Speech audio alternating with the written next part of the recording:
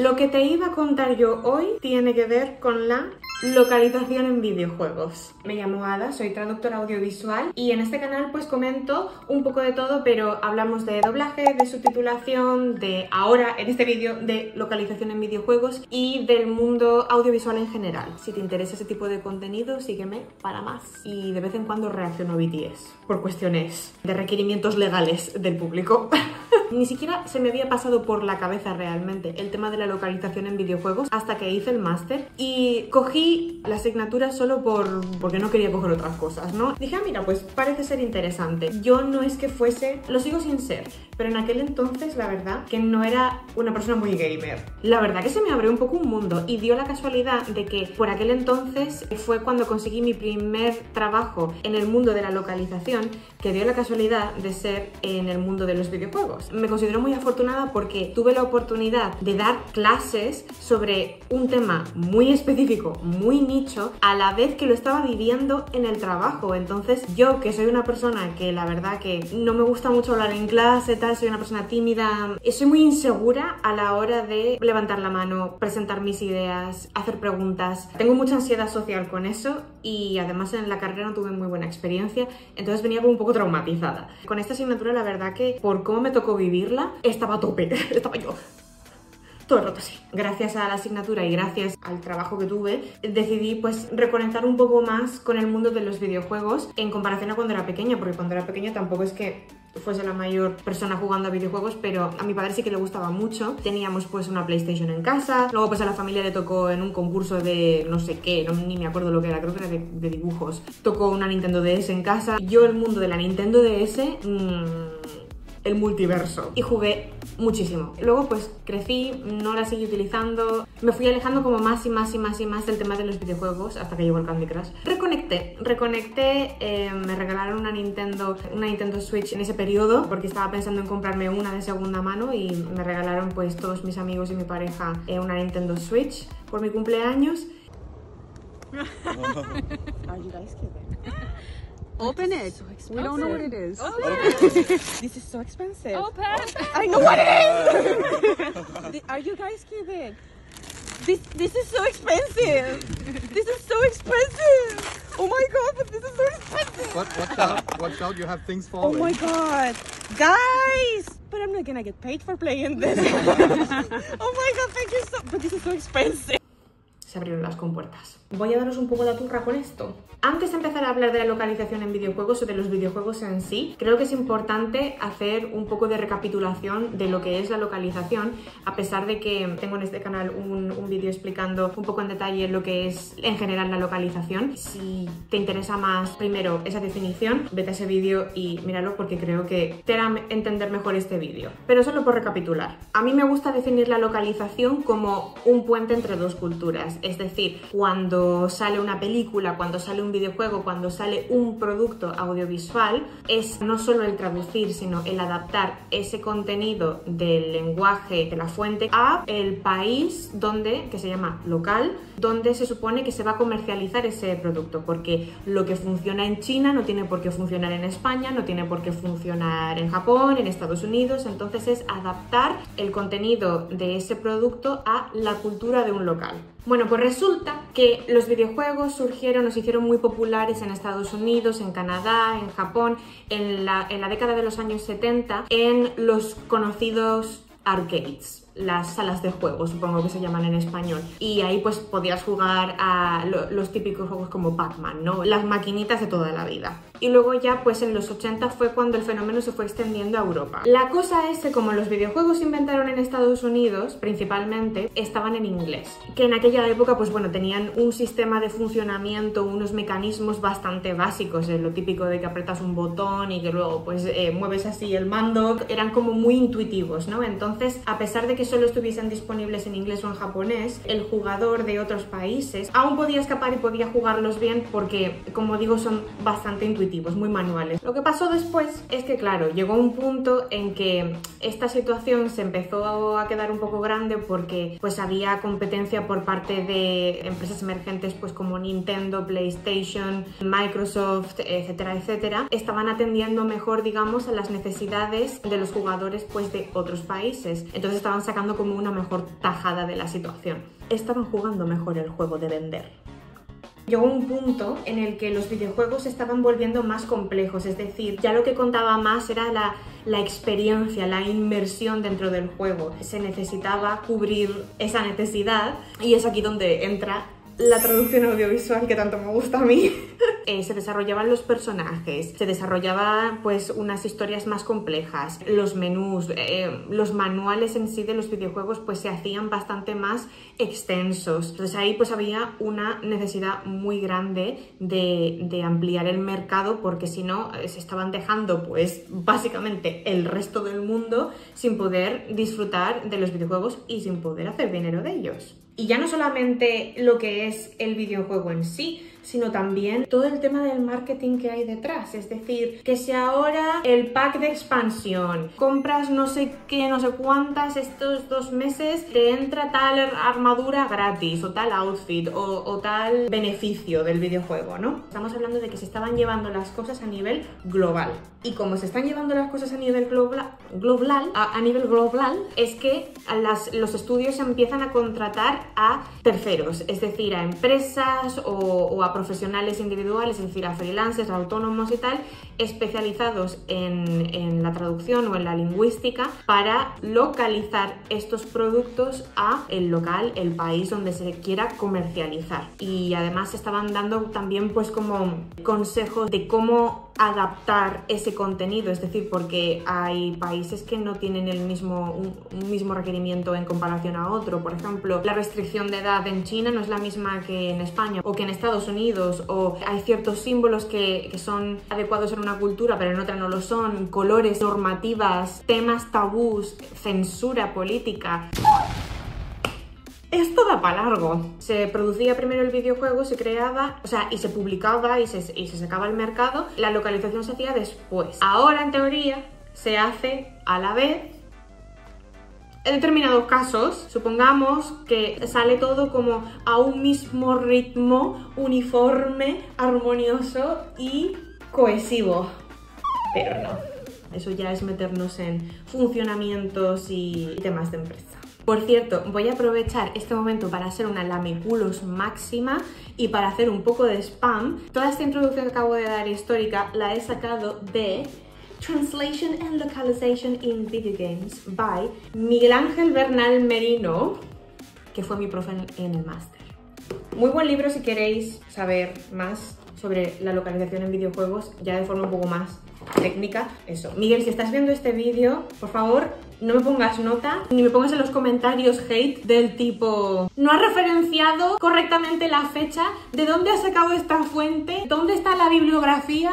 Me dejas tranquila que yo ya me he graduado. Gracias. Luego quiero comentar los que yo creo que se consideran en general los pilares fundamentales de la localización en videojuegos. Por supuesto, la obvia, la traducción lingüística. Esto es una cosita que es un poco compleja. Una cosa que se suele hacer, por ejemplo, Nintendo lo hace, lo sé de primera mano porque he estado intentando, llamando a la puertita para que me contraten, porque la base de Nintendo of Europe está aquí en Frankfurt. En enero hice un test con ellos y bueno, no lo pasé, pero bueno, me llamaron, no me han contratado aún, pero yo soy muy pesada y voy a seguir aplicando hasta que me echen del país. Básicamente, el puesto para el que yo apliqué era traductora de videojuegos de inglés a español, pero claro, es Nintendo el producto original, es decir, los videojuegos son japoneses. Los videojuegos de empresas como Nintendo se hacen en Japón, por lo tanto están en japonés, se traducen al inglés como una especie de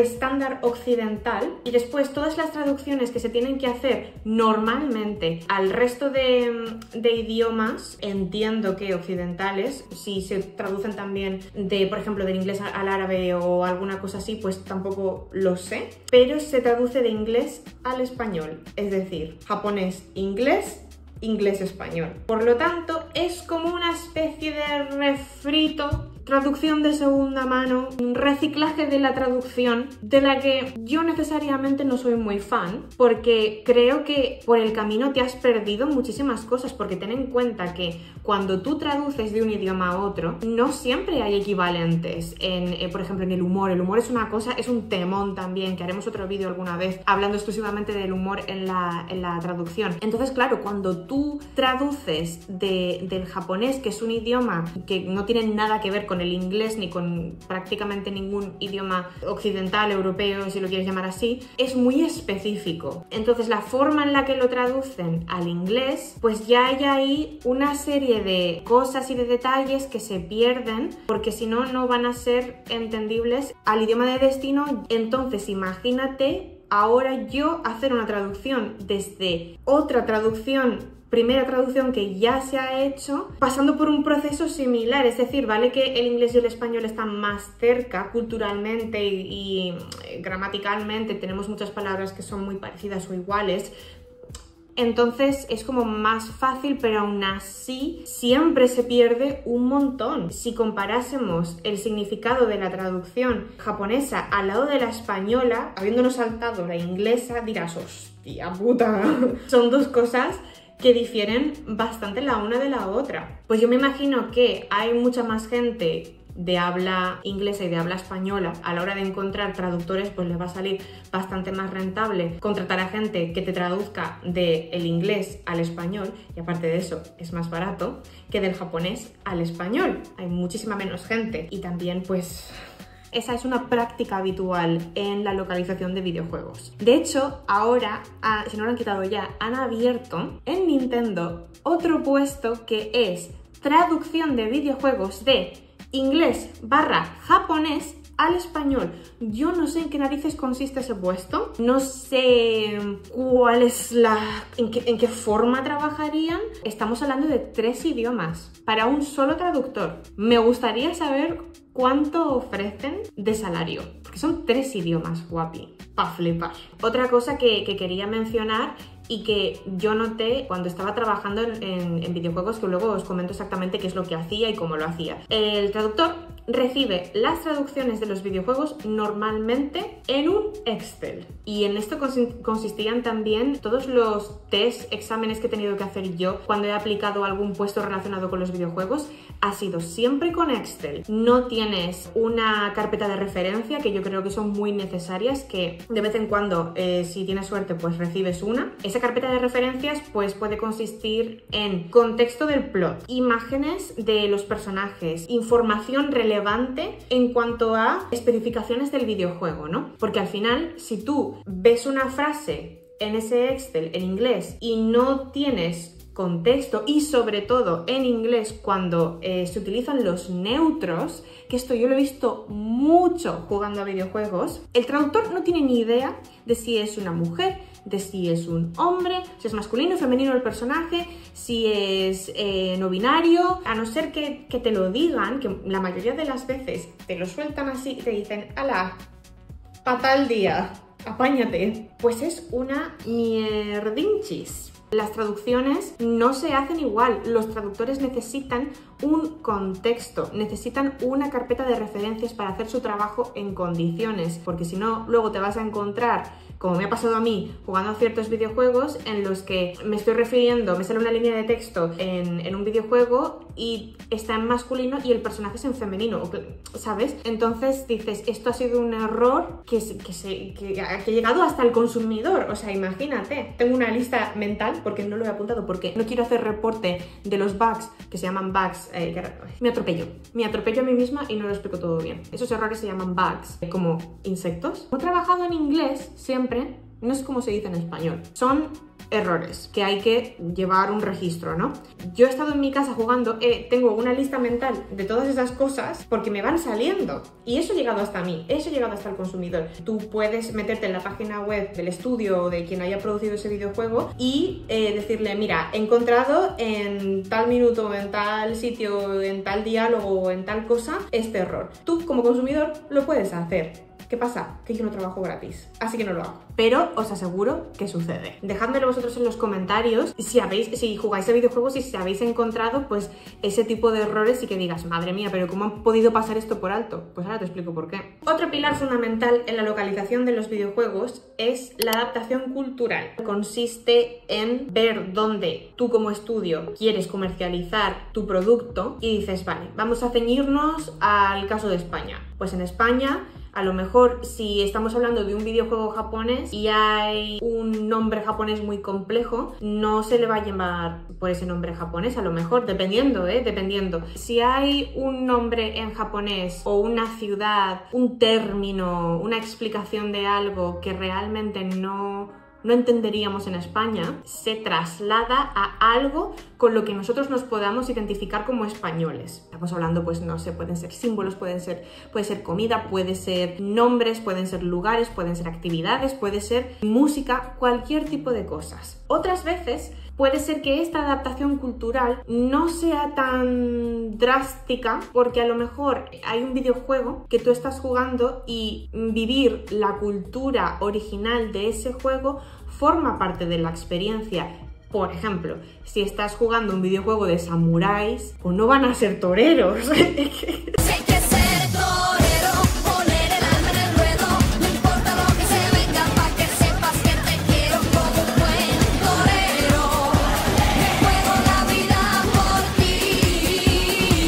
Explico. Todo tiene que ver con casos particulares, ¿no? Con qué estás vendiendo, cuál es el producto, cómo lo estás vendiendo y cuánta necesidad hay o no de trasladar ciertas cosas y de sustituirlas. Un videojuego de samuráis, pues tú sabes lo que es Japón, sabes dónde está Japón, sabes lo que es un samurái y sabes que comen pues bolas de arroz y que van por ahí pues con la katana, ¿vale? Pues obviamente no va a ser una espada medieval del Cid Campeador, va a ser pues una katana y se deja así, punto, porque estás disfrutando de la experiencia de que estás jugando un videojuego de samuráis y tú eres un samurái. José Carlos. Luego el tema de la sincronización y el doblaje. Si tienes líneas de diálogo en las que lo escuchas, si ese videojuego es más cinemático, donde tienes pues unos clips, unas escenas de esto que llegas a una parte del videojuego y hay una escena entera que es solo tú viéndolo y sigues jugando, o interactúas con los personajes y tienes la caja de diálogo y además de ello los escuchas hablar,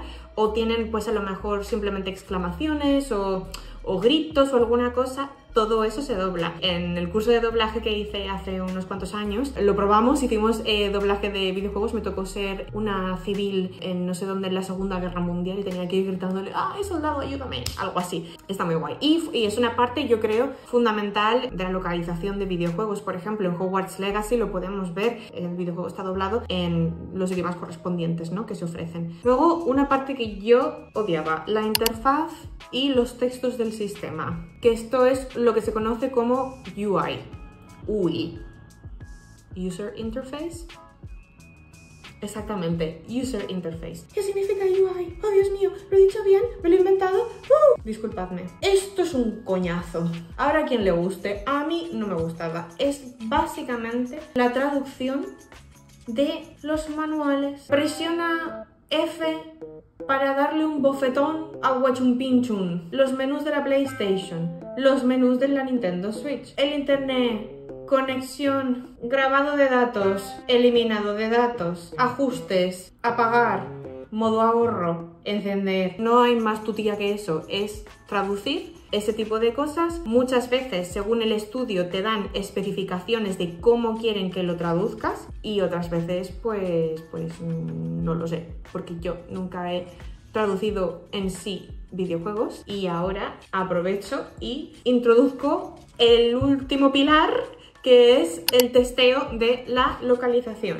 Puede ser el testeo manual, que eso realmente no forma parte de la localización, pero yo creo que debería ir de la mano de el testeo lingüístico, porque al final estás jugando el juego, te encuentras con problemas de funcionamiento del videojuego, no quedan gráficos o se te rompe el texto, o gráfico que está metido atravesado así, o cosas que fallan del videojuego, ¿no? O se te apaga de repente, ese tipo de cosas no forma parte del testeo de la localización, que se llama LQA, y tiene que ver pues eso con el lado lingüístico, pero yo creo que debería ir de la mano porque además es que sería más rápido, pienso yo. Mi primer trabajo en localización fue como LQA tester. Ese trabajo simplemente consiste en que pues te contrata, puede ser el estudio particular ya directamente, o pues, como fue mi caso, a través de terceros. Que esos terceros muchas veces son unas empresas un poco XD. Pero bueno, fue mi primer trabajillo, estuvo bien, me lo pasé guay, me estresé bastante, pero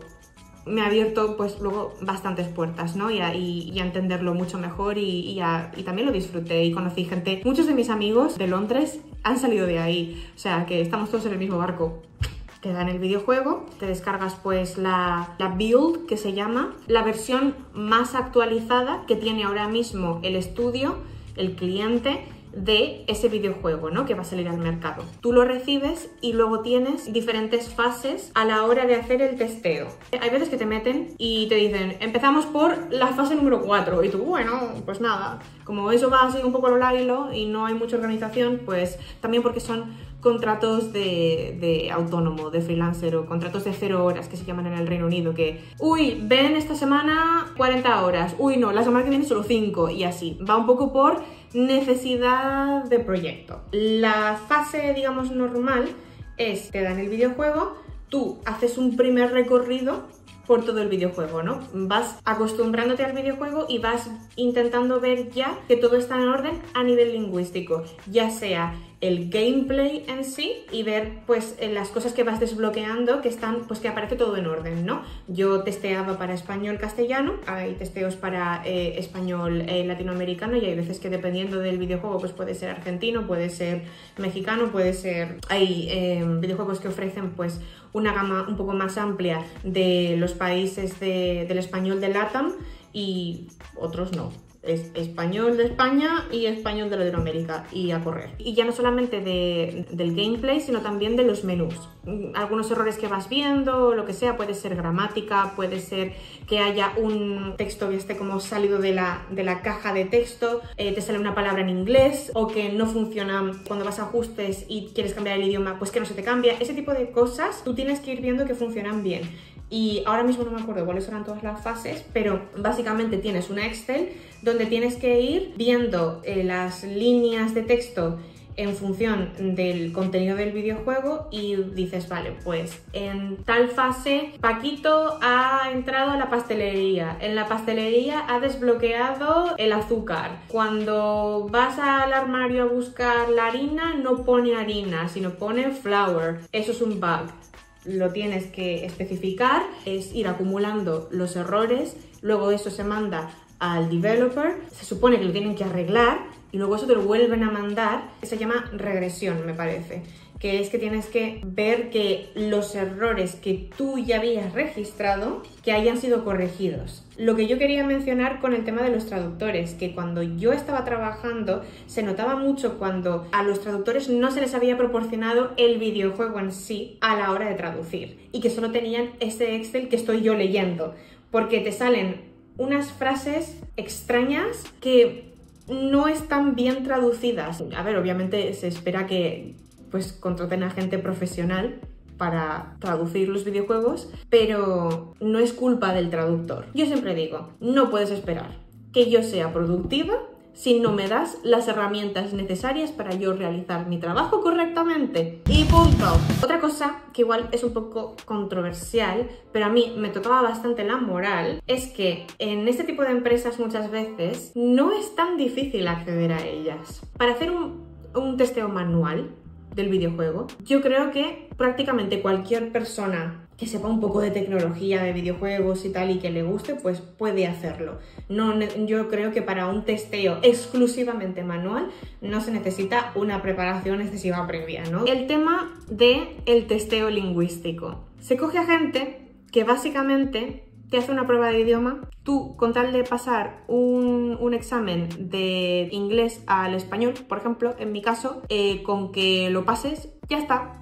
es un examen de inglés. Te hacen un examen de inglés y un examen de español o del idioma que se supone que tú eres nativo, ¿no? Tu combinación de idioma. He trabajado con gente pues que no estaba formada y lo siento mucho, pero no porque sepas un idioma significa que seas traductor. Entonces hacían unas marranadas increíbles a la hora de hacer este trabajo, porque ten en cuenta, es decir, nosotros estábamos revisando el trabajo de los traductores. Entonces espera, o yo espero al menos, que si estoy revisando tu trabajo, pues sé lo que estoy haciendo gramaticalmente, lingüísticamente, me explico, y porque muchas veces había cosas que yo veía a la hora de testear lingüísticamente estos videojuegos y me he encontrado cosas tochas. Entonces, por eso digo que a lo mejor uno espera que los traductores sean traductores de verdad y muchas veces ponen ahí a cualquiera porque lo que no quieren hacer es pagar a uno de verdad.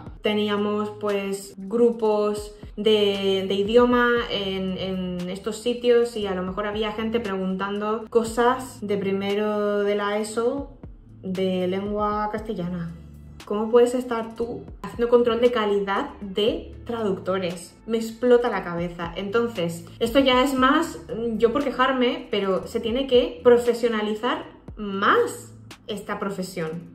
Valga la redundancia. Hay que invertir el dinero, hay que pagar a la gente, hay que hacer las cosas bien, porque luego eso se nota. Porque luego yo me siento ahí en el sofá, juego a videojuegos y digo, madre mía, esto es un cuadro. Ya lo he sacado del pecho, ya me he desahogado. Y después de dar tanto la tabarra con esto, voy a daros una serie de ejemplos para que entendáis de todas las cosas de las que he estado hablando, ¿no? El tema de la adaptación cultural. En ciertos videojuegos, por ejemplo, en Street Fighter hay versiones que se han adaptado, como por ejemplo en Estados Unidos o algunos países de Europa, en los que se ha tenido que alterar la vestimenta de estos personajes a una un poco más discreta. No está visto igual ciertos atuendos en Japón, como todos sabemos, que tienen una cultura muy de sexualizar a la mujer, el tema del anime, el tema del hentai, todas estas cosas, ¿no? Está como mucho más aceptado allí que pues como podría ser en Estados Unidos. Y ya no solamente eso, en Street Fighter hay un personaje que se llama Mika, a la que tuvieron que adaptar porque aparentemente se daba una nalgada en el culo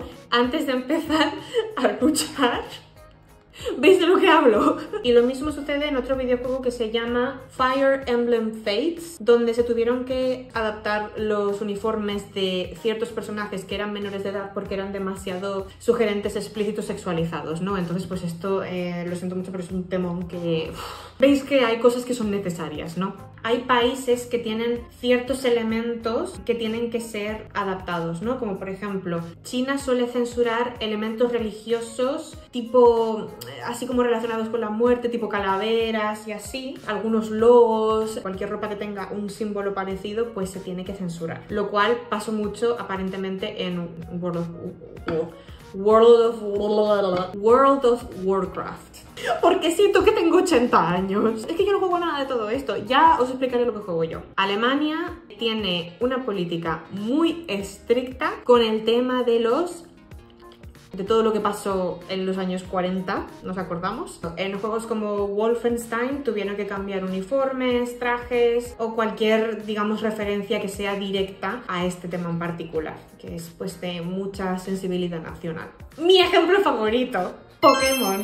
Yo me vengo a enterar recientemente de que los Pokémon no se llaman igual en japonés que en español y en inglés, porque a ver, en inglés se llaman igual, que se ha hecho una traducción, una localización del japonés al inglés y del inglés a digamos el mundo occidente, pues se ha mantenido más o menos igual, ¿no? Entonces pues parece ser que Hitokage es Charmander, Fushigidane, Bulbasur, Pochama, Piplup. Yo no sabía que Ash se llamaba Satoshi. Digamos que esto en Pokémon se hizo para conservar el tono original, porque al final Bulbasur, Pikachu no significan nada, tanto en inglés como en español, en ningún idioma no significan nada. Claro, cuánta era la necesidad de localizarlos de esa forma, pero supongo que en japonés suenan como muy japoneses, tampoco sé si significan algo en particular. Entonces, para mantener esa esencia, se dejaron cambiaron el estándar de los nombres de Pokémon, pues tal y como los conocemos en el mundo occidental. Yo cuando era pequeña, o sea, mi Pokémon favorito,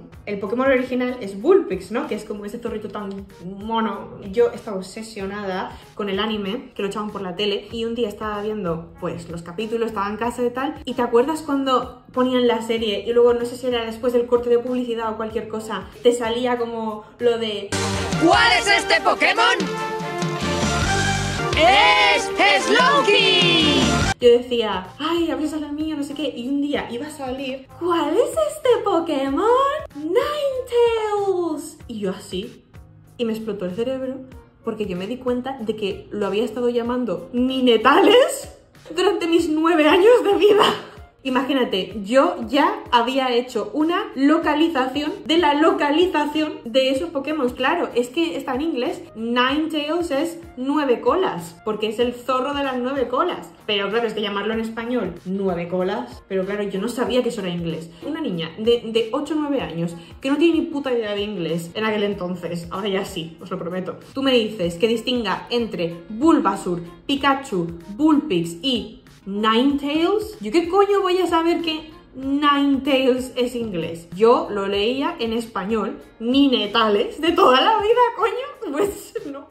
Otra cosa que a mí me encanta es el tema de localizar la comida. En los videojuegos japoneses pues vas a tener el sushi, el bento box, el ramen, las bolitas de arroz. En videojuegos como Ace Attorney cambiaron todo ese tipo de terminología de comida típica japonesa pues por hamburguesas, pizza, sándwiches, noodles. Tanto en el videojuego como en el anime de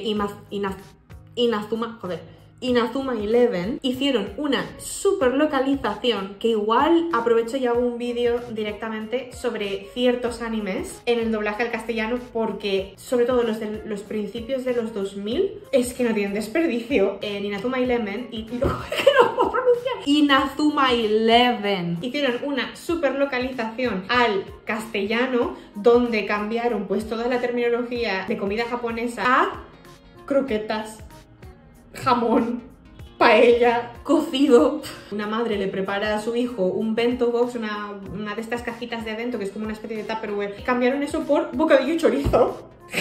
No hay límite. Hasta aquí el vídeo de hoy, espero que os haya gustado, espero que me haya podido explicar bien. Tengo aquí un guión, tengo mis notas más o menos. Voy yo soltando cosas por la boca, me voy atropellando a mí misma y yo no sé si me estoy explicando tan bien como me estoy explicando yo a mí misma en mi cabeza. Espero que hayáis aprendido un poco más sobre la localización en videojuegos. Ya te digo, yo no soy la mayor gamer, no es que yo sea una experta aquí en localización en videojuegos, el experto es este.